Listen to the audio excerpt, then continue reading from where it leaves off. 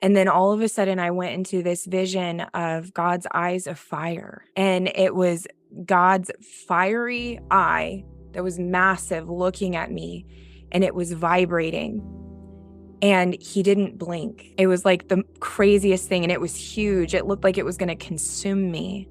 And then when he focused in on me, his pupils dilated. And I said, "Why don't you blink?"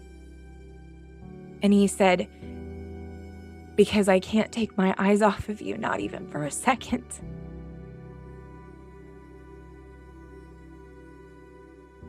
I'm the God that doesn't sleep or slumber.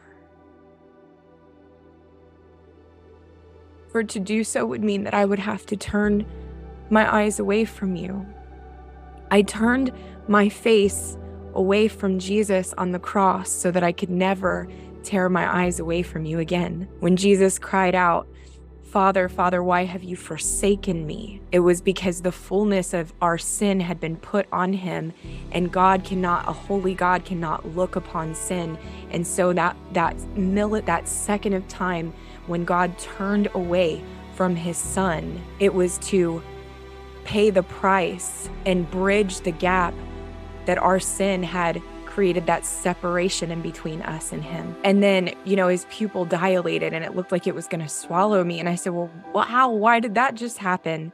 And he said, because when I look at you, I like what I see. And I just began to weep. I said, even in this brokenness, even in this ugliness, even in this place of selfish ambition and impure motivation for doing ministry, God, even in this place,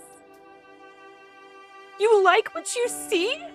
And then I saw my reflection in his eyes. And he says, yes, because when I look at you, I see me. He said, and this is what it means to be the apple of my eye, is that when you see me, you see the reflection of who I always created you to be. And we are just in the journey of the space in between here where you're at and the revealing of everything that I have predestined for you to be in me and in my likeness. And then he says, my eyes seek the earth going to and fro, looking for even one of my weakest worshipers. And I knew in that moment, I was so weak.